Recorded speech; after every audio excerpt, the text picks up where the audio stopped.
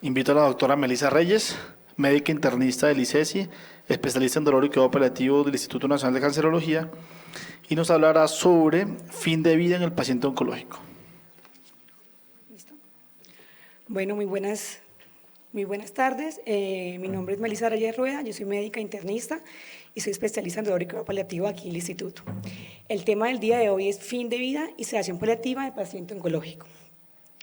Entonces, la agenda del día es la siguiente: saber cómo diagnosticar el fin de vida, saber qué signos y síntomas son de fin de vida, el manejo de pacientes también en fin de vida, qué síntomas refractario, qué es sedación paliativa y al final las conclusiones del tema.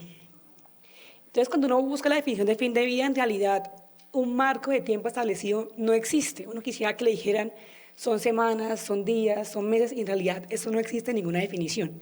La definición más reciente es la definición de la ESMO 2021, que dice lo siguiente: es la atención a las personas con enfermedad avanzada una vez que han alcanzado un punto rápido que es en realidad de no retorno. Generalmente las últimas semanas o meses. Si ustedes ven ahí, como les decía al inicio, no hay un tipo establecido para decir qué es fin de vida de un paciente. Entonces uno puede hacer el diagnóstico tanto clínico, que en realidad es lo fundamental, pero también hay escalas para hacer el diagnóstico o para poderse acercar más al diagnóstico de fin de vida. Entonces, en la parte clínica hay signos y síntomas que se acercan según el tiempo o el periodo cercano a la muerte que nos pueden predecir que es un fin de vida. Entonces, por ejemplo, están la semana previa al suceso, esta alteración del estado de conciencia, un PPS del 20%, después vamos a ver qué es un PPS del 20%, y disfagia para líquidos. Y en los tardíos están las pupilas hiporreactivas, ausencia de pulso radial, oliguria, capacidad de cerrar los párpados, Cheyne-Stokes, y también están los quejidos. Aquí están discriminados por sistemas. Entonces en el respiratorio vemos la que está, como les contaba, el Cheyne-Stokes, y también uno puede ver muy frecuentemente que hay pausas en la inspiración que se van a hacer cada vez más frecuentes. También está la mandíbula caída y el hombro encogido. Y en circulatorios, como les contaba, pues va a haber más edema, un tercer espacio que más frecuentemente, pues en fin de vida, el moteado de manos, de perioral, de rodillas, taquicardia, y también hablan de asistolia, pues ya sería obviamente fallecimiento, y también una disminución de la presión arterial. En cuanto al genitourinario, como les contaba al inicio también, entonces están, por ejemplo, como les decía, va a haber oliguria, y también es muy frecuente encontrar retención urinaria en esos pacientes. Entonces aquí también es clave entender o conocer que si se presenta este evento, hay mayor dolor, más delirium, y también va a haber mayor agitación al final de la vida. Y en los gastrointestinales pues vamos a encontrar que va a haber hiporexia o anorexia, y también vamos a encontrar que con la comida va a generar dolor abdominal y también una disminución de la deposición en estos pacientes. Entonces uno se pregunta siempre cómo hago un diagnóstico de fin de vida, porque en realidad es un diagnóstico de exclusión. Es lo último que hace un paciente que está en fin de vida, es el diagnóstico de fin de vida. Entonces, como les contaba al inicio, pues están los signos, los síntomas, pero también es fundamental que siempre nos ayudemos de herramientas pronósticas para tener un diagnóstico más objetivo de ese fin de vida del paciente. Aquí en el servicio de paliativos usamos sobre todo dos muy en el día a día, que una es que es el PPS Score. Este en realidad fue creado hace los 90 y lo que buscaba era hacer una actualización del índice de Karnofsky. Como ustedes ven, también va de 0 a 100%, entre más bajo pues es peor el pronóstico del paciente, y va a evaluar en realidad 5 ítems. Va a evaluar la deambulación del paciente, la actividad y la evidencia de enfermedad, el autocuidado, la toma o ingesta oral y el nivel de conciencia. Siempre tiene más peso lo que está al lado izquierdo que lo que está al lado derecho. Y la idea es que uno pueda encajar en una fila todo lo del paciente. Si no encaja, como les contaba, tiene más peso lo del lado izquierdo que lo del lado derecho. Luego sigue el PPI, que como ustedes nos ven en nuestras historias paliativas, siempre ponemos qué es el PPI. El PPI requiere el PPS para poderse calcular. Esa escala nos va a dar pronóstico en el paciente. Entonces, como ustedes ven, va a tener también 5 ítems. El primero es el nivel de actividad, como ustedes ven acá, que es el PPS que calculamos anteriormente. Luego sigue la ingesta oral, que es si tiene severamente reducida, moderada o normal. Aquí en normal, por ejemplo, si tiene sonda nasogástrica o si tiene paciente nutrición parenteral, se considera normal la vía oral. Si tiene o no tiene edemas, también está si hay o no hay disnea, y también si hay o no hay delirium del paciente. Con esta escala en paliativos aquí en el instituto hacemos diagnóstico nosotros de fin de vida de un paciente. Con un puntaje mayor a 6, la sobrevida que se pronuncia con esa escala es menor a 3 semanas. Entonces yo, para paliativos en cancerológico o para nosotros en el servicio, ese puntaje de 6 o mayor a 6 es fin de vida de un paciente. Si ustedes miran la escala original, que es esta del 99, en realidad, si ustedes se fijan en los porcentajes de sensibilidad y especificidad, en realidad, bueno, no se ve, en realidad son muy buenos y es una herramienta en realidad muy útil para que uno, como tiene la duda, no sabe si es o no un fin de vida, uno lo pueda objetivizar y con mayor tranquilidad poner un diagnóstico de fin de vida en un paciente. Esta otra, que es el PAP score, también es muy utilizada, sin embargo, se requiere también un examen de laboratorio, por esa razón no lo hacemos tan frecuentemente en paliativo, pero ustedes ven, tiene disnea, que es sí o no, eso da un punto, anorexia, sí o no, da un punto, aquí es el Karnofsky como parte del puntaje anterior a PPS, este es el Karnofsky. Esta es la sobrevida que yo pongo como médico, que es clínica, lo que yo considero que la gente puede sobrevivir y algo que en realidad es algo subjetivo. El conteo total de glóbulos blancos, luego sí que el porcentaje de linfocitos, y eso me va a generar en realidad 3 grupos de pacientes. Grupo A, grupo B y grupo C. Como ustedes ven, todas son sobrevidas a 30 días. Entonces, el grupo A, según su puntuación, me va a sobrevivir en realidad alta, 60% más. El grupo B, la intermedia, y el grupo C, si ustedes ven, la probabilidad de sobrevida a un mes menor al 30%. Entonces, también aquí con un PAP score que me dé un puntaje de grupo C, también puedo decir que el paciente está en fin de vida, a hacer la escala en realidad. Entonces, como les contaba a ustedes, para nosotros en paliativo, fin de diagnóstico de exclusión. Eso es lo último que hace uno en paciente que está con enfermedad oncológica. Yo no lo puedo hacer y luego lo puedo revertir. Estaría también mal hacer un diagnóstico de fin de vida y otro día que el paciente hable, cómo se despierte, y pues en realidad no era un fin de vida de este paciente. Entonces, siempre nosotros, por ejemplo, en paliativo ponemos el diagnóstico principal, siempre primero, fin de vida, y la pregunta siempre va a estar, ¿es esto reversible o no es reversible? Y si es reversible, no es fin de vida en un paciente, ¿cierto? También se debe preguntar uno siempre cuál es la funcionalidad previa de ese paciente. El paciente era, tenía un ECOG de 1, de 2, de 3 o era 4, eso también cambia la posibilidad de hacer la escala. Y también cuál es el pronóstico de la enfermedad. Ahí están los amigos oncólogos que nos van a decir si en realidad el pronóstico es como creemos o es diferente. Entonces, está este ejemplo, 2 pacientes que son en realidad dos con neumonía. Si pensamos la neumonía es algo reversible, ¿cierto? Es una infección, un choque séptico, pues se puede revertir con antibióticos. Tengo una neumonía, yo pregunto, perdóname, me vuelvo acá un momentico, si le hago el PAPS con una neumonía, ¿tiene disnea? No va a dar que sí, ¿cierto? Si anorexia, pues está enfermo, choque séptico, la gente no come, me van a dar un puntaje que sí. Dice uno al familiar, y señor, ¿cómo está con la neumonía? No habla y se para la cama, entonces un puntaje también no va a dar alto. Si yo cuento los glóbulos blancos, pues están 19.000, también va a dar un puntaje alto, ¿cierto? Y tiene linfopenia, que tiene neutrofilia, pues también va a dar un puntaje alto. Entonces, no solo es aplicar la escala y ya no más, sino saber el contexto del paciente, saber si está en realidad o no en un fin de vida. Entonces, como les contaba, este ejemplo de acá, los dos tienen neumonía, este con ECOG de 2, este con ECOG de 3 o de 4. Los dos tienen intención paliativa de su enfermedad. También para los médicos, sobre todo los médicos de urgencias, al ver que es paliativa, de una vez dicen, no, pues fin de vida y no se contempla ninguna otra opción. Los dos tienen intención paliativa de la enfermedad, pero mide el pronóstico de cada paciente que es diferente.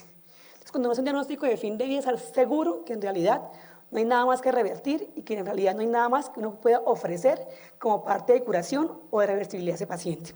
¿Listo? Entonces, siempre es un diagnóstico de exclusión y es el último diagnóstico que uno hace en un paciente que tiene enfermedad oncológica. Entonces, la pregunta que sigue es, ¿qué debo continuar o qué debo suspender de manejo médico? Porque le dejo todo se lo quito, ¿qué le pongo? ¿Qué le hago al paciente? Definitivamente la radio y la quimioterapia no tienen cabida en fin de vida. La quimio se ha demostrado que la quimioterapia en el mes anterior al fin de vida es más ingreso a UCI, más intubación y también más posibilidad de reanimación cardiopulmonar, que no lo he indicado. Y radioterapia, aquí ponía en la guía de la ESMO, en realidad 2 posibilidades. Una es para manejo del dolor, en realidad en fin de vida, ya mover un paciente tampoco sea como muy recomendado. Y la otra opción es para sangrado asociado a tumor. Estas son 2 posibilidades en manejo como tal sintomático para radioterapia en fin de vida. En cuanto a la vía de administración, en realidad, como ustedes ven, si me está hospitalizado aquí en el instituto o en una clínica, está hospitalizado el paciente, tiene una vía endovenosa, pues se da todo por vía endovenosa. Sin embargo, la vía transdérmica está en realidad interrogada porque si la tiene previamente ya puede estar el parche, no lo puede continuar sin ningún problema, ¿cierto? Pero si está en fin de vida o tiene fiebre o está caquético, iniciar un parche en ese momento no es una opción en realidad que valga la pena. Está también, pues no es una opción validera. Y les traje la vía subcutánea, que en realidad es la vía más recomendada de toda la guía. Es una vía de fácil acceso, de bajas complicaciones, y en realidad uno puede poner casi que todo por vía subcutánea. En realidad, aquí están los ejemplos. Uno está por el infraclavicular, ese que ustedes ven acá, ese que nosotros más utilizamos en realidad en vía subcutánea, o también la vía abdominal. Ustedes pueden poner por ahí, así que todo lo que hay para manejo de síntomas. Entonces, si uno tiene un paciente hospitalizado que pide acceso venoso, no le pongan un central, no le pongan un PIC, sino pónganle una vía subcutánea que genera en realidad el mismo efecto que la vía endovenosa. ¿Qué pueden poner por vía subcutánea? Pueden poner en realidad casi que todo. Líquidos, lactato de Ringer, también se puede poner destroza, opioides, oxicodona, morfina, hidromorfona, metoclopramida, unacentrón, bromuro-iodosina. También se pueden poner haloperidol incluso y también anticonvulsivante, que también es parte fundamental del manejo de paciente en fin de vida. Ustedes ven, en realidad se puede poner todo por ahí, hay una guía para esto, la pueden buscar y saber cómo se puede la infusión y qué pueden o qué no pueden poner por vía subcutánea. En cuanto a nutrición e hidratación del paciente en fin de vida, en realidad es un tema muy complejo o muy complicado de manejar, sobre todo con el familiar. La gente en realidad o la familia no entiende el concepto de suspender la alimentación de un paciente que está en fin de vida. Y uno entrar en conflicto con un paciente o con un familiar en realidad no es la idea. Pero lo cierto es que no hay beneficio de ninguna manera, nutrición integral tampoco para entrar por la gente que está en fin de vida. Lo que uno sí puede hacer es que si tiene un estado de conciencia óptimo o parcialmente óptimo, puede autorizar la vía oral. Y eso se llama como tal, pues comida de confort. Si la gente está sentado y puede tolerar líquidos, sorbos, como entonces tener vía oral. Siempre está el miedo terrible y uno ve que la gente siempre asume que la muerte es por inanición. Y es muy complicado explicarle al familiar y al paciente si está despierto que la muerte es por la enfermedad oncológica, no por la falta de alimentación. Pero es fundamental como médicos hacer ese momento de acercamiento para que uno pueda decirle, mire, lo que está causando la muerte no es la falta de comida, es la enfermedad oncológica avanzada en un punto de no retorno. En cuanto a los líquidos, es algo también muy controversial. Se ha demostrado que los líquidos en realidad generan más efectos adversos que benéficos en el paciente que está en fin de vida. ¿Por qué? Porque si uno pone hidratación a un paciente que está en fin de vida, hay mayor edema, hay más ascitis y también se van a generar más secreciones respiratorias que van a tener como tal también respiración ruidosa. Entonces, uno también es muy precavido en el flujo que uno pone. Nosotros casi siempre dejamos un flujo mínimo de mantenimiento para evitar el conflicto con el familiar, pero que esté indicado, en realidad no tiene ningún beneficio ese tipo de manejos de pacientes en fin de vida. En cuanto a los otros manejos, en realidad anticoagulantes cero, no tienen ninguna cabida, todo se debe suspender, igual que la ASA, la torba, todo lo que es profiláctico no tiene ninguna indicación en el paciente. Antibióticos se pueden considerar, sobre todo aquel que tiene una ITU y tiene historia por la ITU, uno lo puede continuar con manejo sintomático. También tiene evidencia un poquito, pero también hay evidencia en neumonía para secreciones respiratorias también purulentas, uno puede dejar el antibiótico puesto para evitar o para secar secreciones. Las transfusiones también es un tema difícil de manejar. En realidad consideramos que si el paciente tiene todo sangrado masivo, por ejemplo, por trombocitopenia severa, la indicación es más que transfundir, se da el paciente. Entonces también hay que tener mucho cuidado con eso. Anticonvulsivantes se deben continuar en la medida de lo posible y obviamente esto no tiene cabida acá, los hipolisivantes orales, porque en realidad pues, no tiene ningún beneficio del paciente. En cuanto a los síntomas, ustedes van a ver que hay dolor, náuseas al final de la vida, disnea al final de la vida, delirio al final de la vida, y también respiración ruidosa. Todas son muy frecuentes y todas generan para el familiar también mucha angustia y mucha ansiedad. En cuanto al dolor, en realidad les traía era esta imagen. Uno se preguntaría, ¿yo cómo evalúo el dolor si el paciente no me habla? ¿Cómo sé que tiene dolor el paciente? ¿Sí? Porque toca objetivizarlo y saber si toca hacer un ajuste o no del opioide. Hay escalas no verbales. Esta es la escala de Campbell que les traje el día de hoy. Y ustedes ven que la escala de Campbell evalúa el semblante, la agitación, el tono muscular, la vocalización y el consuelo del paciente. Y tiene un puntaje de 0 a 2. Uno lo puede aplicar al paciente que está en fin de vida, que no puede verbalizar, y saber si tiene dolor leve, moderado o severo, y si es severo, moderado o severo, hacer un ajuste entre el opioide del paciente. ¿Sí? Uno siempre lo puede objetivizar. O sea, en realidad lo que quiero que vean es que uno todo lo puede objetivizar en cuidado paliativo. Hay escalas para fin de vida, escalas para dolor, y uno en realidad puede hacer un diagnóstico oportuno en la historia clínica del paciente, y no porque uno cree o considere que es fin de vida. En cuanto a la disnea, entonces como les mostraba anteriormente también, es en realidad lo principal es el autorreporte del paciente, pues está tratado de estar de conciencia, pues es imposible que nos diga que tiene disnea, obviamente, algo también muy clínico. Si uno puede manejar la causa subyacente, por ejemplo, si tiene derrame pleural masivo, uno lo que hace es funcionar el derrame en la medida de lo posible, y en realidad lo que más tiene evidencia en esos pacientes es la dosis baja de opioides. Que sea tan bueno, no es tan bueno como uno creería que es, pero sí tiene un aporte más o menos del 20% de disminución de la disnea, y el paciente que tiene ansiedad asociada a la disnea, uno podría considerar, si es necesario, la sedación paliativa del paciente. La respiración ruidosa, que ustedes llaman o han escuchado hablar como sector de la muerte, cuando el paciente está en fin de vida, tiene un sonido que es para familiar muy angustiante, eso es la respiración ruidosa, se da porque se acumulan secreciones a nivel traqueobronquial y orofaringe, porque el paciente no puede deglutir porque está la conciencia alterado. Si ustedes ven, en realidad es muy frecuente, pero la gente lo asocia con disnea. En realidad, eso no genera disnea en el paciente. Aunque es angustioso al ver al familiar que está con esa respiración, no genera ningún tipo de dolor, tampoco de disnea, este síntoma del paciente. Uno los puede manejar con medicamentos, hay varios, en realidad está el bromuro de diosina, el cuperolio no hay en Colombia, y también la atropina. Que sirvan o que la sea muy contundente, en realidad no lo es, pero solo tenemos esa herramienta para manejar esos tipos de secreciones. Entonces, si uno tiene un paciente que tiene respiración ruidosa y no tengo más nada que manejar, le pongo diosina como parte del manejo de la secreción ruidosa. Este resumen de la guía de la ESMO, aquí vemos los 3 pilares, que es el manejo, en realidad como tal, racionalizar los manejos según sea el caso del paciente. En la mitad está el manejo de síntomas, y por último, que no es menos despreciable, pues está obviamente el soporte espiritual y psicológico del familiar y del paciente, también hacen parte fundamental de este manejo de los pacientes que están en fin de vida. La pregunta para todos, porque eso siempre me lo preguntaban en GAICA y es algo muy frecuente que nos hacen nosotros con paliativo, es: ¿todos requieren sedación paliativa? ¿Todo fin de vida requiere sedación paliativa? ¿Y qué es sedación paliativa? Porque si no sabemos qué es, pues tampoco sabemos cómo indicar la sedación paliativa de un paciente que está en fin de vida. Para hablar de sedación paliativa, vamos a hablar del síntoma refractario. Es que es refractario, que yo por más que intenté darle al paciente un manejo oportuno, no pude manejar el síntoma del paciente. El mejor ejemplo para sedación paliativa es la disnea oncológica, por ejemplo. Entonces, para que sea refractario, debe cumplir el paciente en realidad 3 criterios. El primero es que las intervenciones que yo quiera hacer no cumplieron con el manejo del síntoma. El segundo es que tiene mucha morbilidad la intervención, no se puede realizar.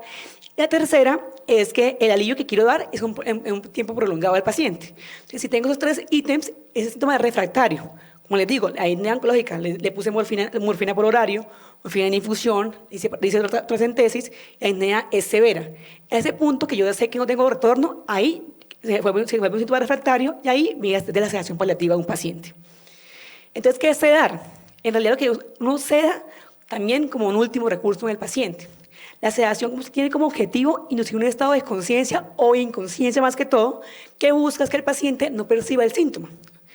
Que es decir, que se quede en un RAS de 0 o -1 o más abajo, según sea el caso, para evitar que perciba la disnea, el dolor, el sangrado, etc. Entonces, ¿uno cómo seda un paciente? En realidad, la sedación paliativa se hace en primera medida con benzodiazepinas, o sea, con midazolam. Uno se da con morfina y se da con oxicodona, se da con odilomorfona, se da con midazolam. La dosis, como ustedes ven acá, es de 0,5 a 1 miligramo hora, pero dependiendo del paciente, la dosis puede ser mayor. Yo tuve una paciente del servicio que tuvo midazolam 15 miligramos hora en infusión y no se quedaba dormido. Entonces, en realidad, eso depende también de cada paciente y su tolerancia al manejo no farmacológico. La pregunta que siempre me hacen a mí es que la sedación nos empuja un poquito más rápido, ¿no? En realidad no, la sedación paliativa no impacta en la sobrevida de un paciente. Entonces, si se va a morir a los 4 o 5 días, que es la media sobrevida de un paciente en fin de vida, y lo puedo sedar si tiene indicación de sedación, o sea, si tiene un síntoma refractario, ¿por qué no sedarlo? Si en realidad es un alivio que hace uno con el paciente y también con su familiar en el momento de su muerte. Entonces, le quería mostrar esta imagen que para mí es fundamental. Fin de vida es un mundo gigante, pero no todos requieren sedación. Solo unos cuantos requieren sedación paliativa. Y es lo mismo con la parte de reorientar un paciente. La gente confunde sedación, fin de vida y reorientar un paciente. Si ustedes ven, se intersectan, pero no son lo mismo, no son sinónimos. Y si uno sabe diferenciarlos, hace diagnósticos errados y un manejo también errado del paciente. Entonces, la idea es que ustedes en GAICA o en el servicio, en el día a día, no cometen esos errores que yo no veo las historias todos los días de cuidado paliativo, y es sedación paliativa con morfina. Entonces, uno seda con morfina, uno seda con midazolam, con benzodiazepina, ¿cierto? Otra también que era muy frecuente, que nos pedían en interconsulta: solicita valoración para inicio de infusión de morfina, paciente en fin de vida. Como les digo, no todo fin de vida requiere sedación paliativa, algunos cuantos, ¿cierto? Y la otra también, que es muy frecuente, se solicita evaluación por paliativo para reorientación del paciente e inicio de protocolo de fin de vida o sedación. Y uno va y lo valora el paciente mientras está sentado, hablando, comiendo, y dice uno, ¿pero cuál fin de vida? Que se reoriente no quiere decir que es fin de vida o que queda sedación paliativa. Son cosas en realidad muy separadas. Cuando uno va manejo en fin de vida, en realidad, si ustedes ven nuestras historias, ponemos casi siempre todo este tipo de cosas. Ponemos que el manejo es enfocado solo a síntomas, nada oral, si tiene atención de estado de conciencia, o si puede comer comida de confort, el manejo analgésico, manejo de secreciones, no antibióticos según sea el caso, no profilaxis trombótica, no signos vitales para nada, si uno está en fin de vida, tomarle presión arterial, un pulso oxímetro en realidad genera para paciente más disconfort, eso no tiene ninguna indicación, no para clínicos, mediante delirium, y también, si es necesario, el tiro de sonda nasogástrica y también el tiro de sonda vesical. Y ya por último, las conclusiones, entonces, en realidad uno tiene que evaluar de manera objetiva siempre el fin de vida, como les decía a ustedes, siempre un diagnóstico de exclusión. Si uno lo pone es porque está seguro que ese paciente está en fin de vida, uno no lo puede borrar ni tampoco lo puede revertir. El dato ya revivió porque pues, no era fin de vida entonces. Siempre evaluar también la posibilidad, si es necesaria, de sedación paliativa, no todo requiere sedación paliativa. También es el manejo enfocado en síntomas, también siempre en la medida de lo posible objetivizar el dolor y siempre, como hemos hablado todos en el transcurso de las charlas, un manejo también multidisciplinario. Y eso era todo, muchísimas gracias.